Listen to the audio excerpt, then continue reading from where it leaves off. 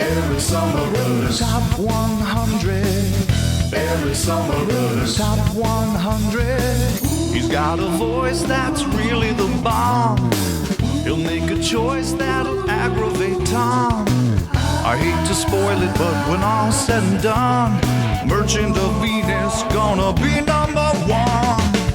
Every summer Top 100.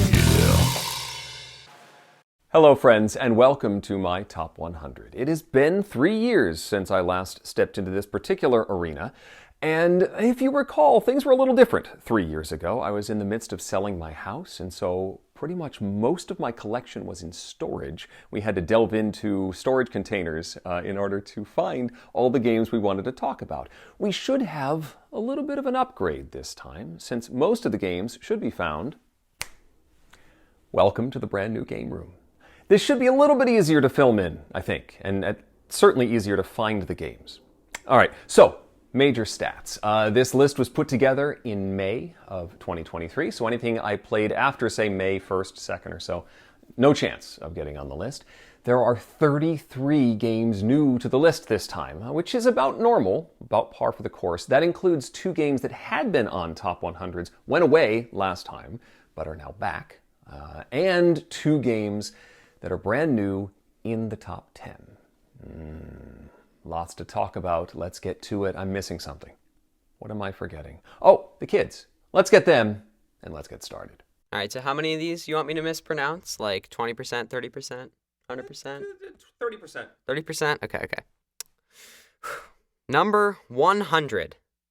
Innovation. We're going to kick things off with a game that is held steady. This was number 99 when we did the list 3 years ago. It's 100 now. Innovation is a game by Carl Chudik, where it's a tableau builder. You have cards that represent technologies from different ages. They have symbols on them, and you're going to play them in front of you. But there's 5 different suits, and you have to play a card from a particular suit on top of other cards from that suit. But you will eventually splay those cards to reveal more of the icons from the cards that are below it in the stack. And the more of an icon you have, the more strong actions you can take. You can force other players to do stuff, discard cards. You're eventually trying to score victory points as you go along. And much like other Carl Chudik games, there are some actions, combinations that seem super overpowered until you see that other super overpowered combination that somebody else has managed to get. Innovation is a lovely system, unique sort of card game. I have the original edition of the game, which has made some of the expansions fitting in this box a little weird. But yes, I have noticed that they're about to release an Ultimate Edition. Yeah, we'll have to talk about that later. Innovation, holding steady at number 100. Number 99. Letter Jam. Letter Jam, number 99, is a cooperative word game where everybody is trying to get all of their team members to guess what 5-letter word they have in front of them by giving them clues that incorporates not only the words or the letters that are facing away from them, but also the communal letters that are in the center of the table. And the more efficiently you can do that to give your teammates the proper clues to guess what their letters are, the better. That's the whole idea. And eventually, you're trying to figure out what all 5 of your letters are and figure out what word that is at the end. Letter Jam is a lovely thinky game, and good for word nerds that really like to come up with good vocabulary, not necessarily high-scoring Scrabble words, but useful words that can narrow things down for their teammates. Letter Jam, number 99. Number 98. Werfel Bonanza.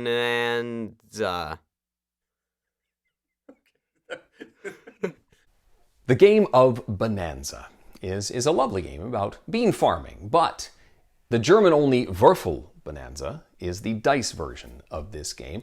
A game that uses dice that represent the beans, coming in two different flavors of dice with a slightly different combination of the different varieties of beans. You're trying to get combinations to work your way up sort of a progression. You'll have an easy combination to get at the bottom of your goal card, but then the next one's a little bit tougher, the next one's a little bit tougher, the next one's a little bit tougher, and you can roll each turn trying to get those combinations of dice. However, your opponents are also watching what you roll, and they're trying to get combinations on their dice to eventually turn in for coins and then ultimately become the winner. It really keeps everybody involved throughout, and I do believe there's a US version coming, I think. Würfel Bonanza, lovely game. Number 97. Poor Rangers deck building game. Poor Rangers. They're not very rich, but they saved the day.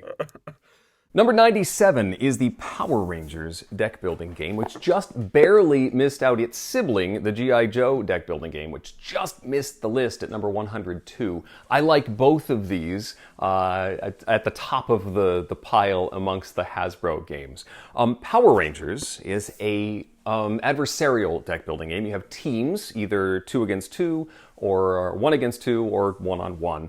One player is playing the villains, one player is playing the Power Rangers, and you are building basically a tableau of cards. You've got cards that are useful in your hand for generating resources, but then you play them to your tableau, and they allow you to take certain actions and spend energy to do cool stuff. So you basically build up, you transform your character from the teenager side to the Power Ranger side, or the equivalent for the villains. You can get Zords, you can get other minions, and basically build up into this big epic battle trying to knock down your opponent to 0. I really like the adversarial nature, the transformative nature of the Power Rangers game. It's a solid one. I wish I liked the theme more, because mechanically, I think this ends up at the top of the pile. It is number 97, well worth a look. Power Rangers, the deck building game. Number 96. Union Pacific / Airlines Europe. At 96 is my autographed copy, Alan R. Moon right there, of Airlines Europe. Airlines Europe is a stock game where you are collecting stock certificates for various airlines in this case. I also know this as Union Pacific. That's how I was introduced to the game, and I think it was on my list as that for a while. But Airlines Europe is sort of a newer version, and it's Airlines instead. Not only are you acquiring those stock certificates, but you're also expanding the networks of those airlines. And the tricky part is that you might be really working hard to extend the network of those airlines. Of course, the more you expand it, the more those stock certificates are worth. If you have the most of them, then somebody can, of course, steal that majority of the airline after you've worked so hard to expand them. That's what you have to watch out for. But I find that to be a nice, delicious tension in Airlines Europe. It's one of the classic stock games, one of my favorite stock games, actually, and worth tracking down. Any of the versions, Union Pacific or right here, Airlines Europe. Number 95. Heat. Pedal to the Metal. Heat, Pedal to the Metal at number 95 is one of many games that are on my list, but I don't actually own, either because I've often played them with other members of my group, or in the case of this one, it's too new for me to actually have acquired a copy. Heat is one of the latest games from Days of Wonder, and it has been hot ever since it showed up. Heat is a racing game where you have a deck of cards that represent your ability to move along the track, but you also have heat cards. And the more you do particular actions, the more you push your car going too fast through a curve or going too fast, taking an extra movement, you will acquire heat cards into your deck. And you can only acquire so many of them, and they sort of clog up your deck, but then there's mechanisms to get rid of the heat. So the result is that you have all of these sort of jockeying motions. Somebody takes the lead in the race, but then someone else who's able to get rid of more of their heat and get a couple of those bonuses is able to jump ahead. And so you have very exciting races as you're constantly jockeying for position, and a very exciting finish as you pull into the finale. Heat, as I said, has been difficult to track down, but it is something that I will be looking for. It's my number 95. Heat, pedal to the metal. Okay, number 94. Cantaloupe. I feel like it's time for story time. Number 94 is Cantaloupe, which is a puzzle book system from Friedemann Findeisen. It sort of tries to emulate the old LucasArts point-and-click adventure games. And a lot of games have tried to do that, but this one really seems to get it right. You are trying you're planning a heist, basically. And you will, try not to spoil too much, but you will enter a location, and there's a whole bunch of redded out text over here, so you use a red lens to read the particular heading that you're looking for so you don't spoil anything. But you're looking at this room, and then you'll have items that then line up with, so if I wanted to use my cell phone to talk to this kid, I would line it up like that, and I would read entry J8G2 and look it over here. And it would, either snarkily tell me I can't do that, or maybe advance the plot somehow. And you work your way through different locations. There are cards that cause the locations to transform. And there's a lot of humor and snark in here. This is a 3-volume set. Volume 2 was just okay. It had a mini game that ended up being like a good third of the whole thing, and I didn't particularly enjoy the mini game. So mileage varies there, and I just got Volume 3. It's still wrapped. I'm hoping that it's more like number 1 than number 2, but the journey is so much fun. It just encourages exploration. There's little mini achievements you can get for doing something stupid. It really feels like playing those old LucasArts games, Space Quest, King's Quest, stuff like that, in a book form. Cantaloupe, debuting at number 94. Number 93. Oh My Goods. Oh My Goods, at number 93, is a lovely game of resource management with cards that do lots of different things. It can sort of drive the resource market at the beginning of the round. These cards can be buildings, they can be resources, they can be... You sort of just, in this little tiny box, create this whole engine building thing. It's a full Alexander Pfister game, all in this tiny little package. There's also expansions that add storylines and solo modes and all sorts of cool stuff to this game. But a lovely resource management game, well worth a look. Oh My Goods, number 93. Number 92. Transamerica. Hiding in the corner at number 92 is Transamerica. With that weird thing, if you put it like this, the name doesn't line up right. You have to turn it like this. Little things that bug board gamers. Anyway, number 92 is Transamerica, a game that has jumped all over the place in my list, but it's always pretty much had a presence. It's been number 28, 47, 41. It slipped off last time at 121, but now it's back, 92. I think due to a few play sessions where I've just been reminded at how great this is at an introductory train game. A lot of people talk about Ticket to Ride as a gateway game, but I think Transamerica is better because it is so straightforward. You get 5 cities spread out around the map. There's also a Europe map. It's called Trans-Europa.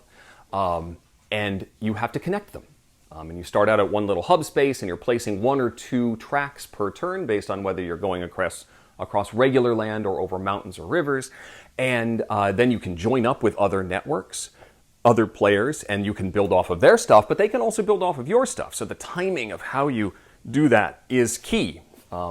It is What really works in making it an introductory game, though, is that once you're done with one round, somebody wins and you sort of score up and you get negative points based on how far you were in completing that, you then do it again. And that repetition really makes it land for new players. And I love how I can plop this down in front of just about everybody and make it work. This passes the mother-in-law test. As I've said, I have a non-gaming mother-in-law, and she will play this game. If you have the opportunity, I highly recommend the Vexation expansion. Some editions of this game have it. Vexation has extra little colored pieces of track that add a little extra layer of strategy to the game. Those are pieces of track that only you can use when you place them down. So I highly recommend the Vexation expansion if it isn't already in the box. Tracking it down or even just painting some pieces of track for yourself, because that's really all you need. Transamerica, happy to see it back on the list at number 92. Number 91, Forbidden Island. Yes, it made it on the list. Forbidden Island at number 91 is a bit of an accounting anomaly. That's not to say it's not a good game. I really do love this game, and I've played a good bit of it online. It's an excellent introduction to cooperative games for family audiences. It's a game by Matt Leacock. You are flying into an island and trying to claim 4 tokens, talismans, by collecting cards and getting in the right place while the island sinks around you. It's very similar to Pandemic, but it's a little more distilled, a little more straightforward. But played a lot online, played a lot with my family. This is an excellent value for this package. But I also really like its sibling, Forbidden Desert. And in the calculation of the list, Desert sort of fell off and Island was still in the mix just because of play counts and stuff like that. And Forbidden Island just sort of came back. It hadn't made the list the last couple of times. So I'm going to make this sort of a joint award, Forbidden Desert and Forbidden Island. They're both excellent cooperative games. Desert's a little deeper and has a little bit more of a chaotic sand-blowing element, but Forbidden Island, especially if you're looking for a gift for some new gamers, if you're like going to a birthday party or something, Forbidden Island is such a great game. And I'm glad to see it back on the list at number 91. There we go. We are off and running. Lots more games to talk about, lots more surprises, lots more ridiculousness on the horizon. Thank you for watching my Top 100. We'll see you next time. Every summer runners. Top 100. Every summer runners. Top 100. Every summer runners. Top 100. Every summer runners. Top 100. Yeah.